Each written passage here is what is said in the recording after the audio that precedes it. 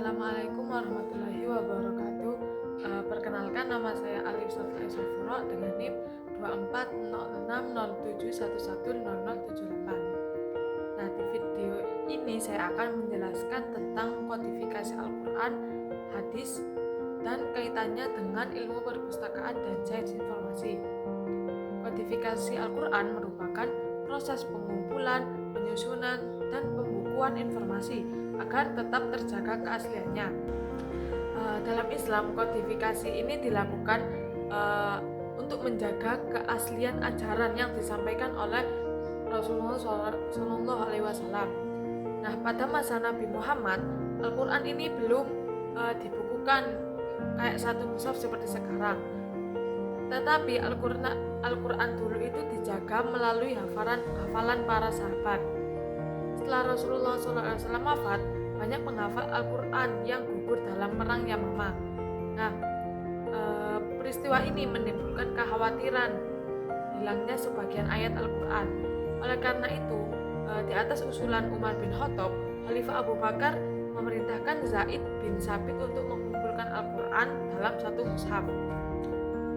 Kemudian pada masa Khalifah Utsman bin Affan dilakukan standarisasi mushaf Al-Quran karena mulai muncul perbedaan bacaan di berbagai wilayah Islam. Mushaf yang telah distandarisasi ini kemudian diperbanyak dan disebarkan ke berbagai daerah sehingga menjadi kitab umat Islam sampai sekarang.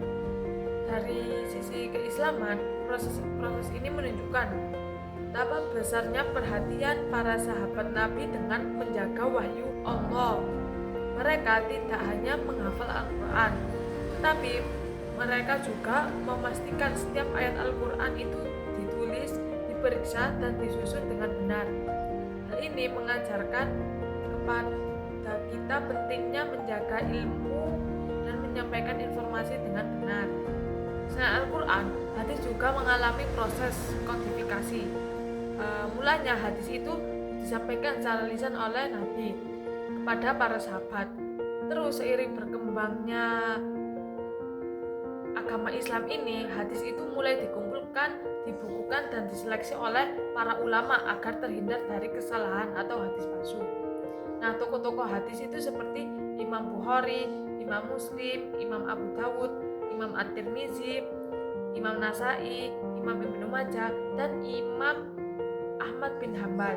Nah, beliau ini memiliki peran penting dalam mengumpulkan dan meneliti hadis. Ketelitian mereka itu menjadi bukti bahwa Islam itu sangat menjunjung tinggi keakuratan suatu informasi. Nah, jika dikaitkan dengan ilmu perpustakaan, proses kodifikasi ini memiliki banyak kesamaan dengan pengelolaan informasi. Pengumpulan ayat dan hadis itu bisa dianalogikan sebagai proses pengadaan koleksi. Para sahabat dan ulama itu mengumpulkan informasi yang tersebar agar tidak hilang dan dapat digunakan oleh generasi selanjutnya. Selanjutnya, proses pemeriksaan dan pencocokan ayat maupun hadis itu dapat disamakan dengan kegiatan seleksi dan evaluasi sumber informasi dalam perpustakaan. Nah, tujuannya untuk memastikan bahwa informasi yang disimpan itu benar keasliannya dan akurat informasinya. Standar Utsmani juga memiliki kesamaan dengan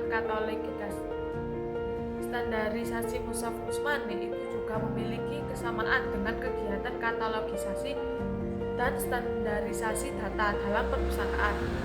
Dengan adanya standar ini, informasi lebih seragam sehingga memudahkan kita dalam mengakses dan memahami isi informasi tersebut. Kemudian penyebaran mushaf Al-Quran ke berbagai wilayah Islam ini dapat disamakan dengan penyebaran suatu informasi di dalam perpustakaan. Nah, informasi itu tidak hanya disimpan tetapi juga disebarluaskan agar dapat dimanfaatkan oleh banyak masyarakat. Nah, peristiwa menjaga mushaf dan kitab-kitab hadis itu diibaratkan sebagai penyimpanan dan pelestarian sumber informasi agar tetap bisa digunakan sampai sekarang. pelestarian ini juga menjadi salah satu fungsi utama perpustakaan dalam mengelola koleksi agar tidak rusak atau hilang. Dari penjelasan tersebut dapat kita lihat bahwa jauh sebelum munculnya konsep perpustakaan modern ini, Islam telah menerapkan prinsip-prinsip pengelolaan informasi yang terstruktur, mulai dari pengumpulan, verifikasi, standarisasi, penyimpanan, hingga penyebaran informasinya juga. Sebagai kesimpulan, kodifikasi Al-Quran dan hadis ini tidak hanya berperan dalam menjaga keaslian ajaran Islam, tetapi juga menunjukkan adanya praktek manajemen informasi yang sangat baik. Nilai-nilai seperti ketelitian, validitas sumber, pelestarian dokumen, dan penyebaran informasi ini masih sangat relevan dengan ilmu perpustakaan dan sains informasi hingga saat ini. Demikian penjelasan dari saya. Mohon maaf apabila ada salah kata. Wassalamualaikum warahmatullahi wabarakatuh.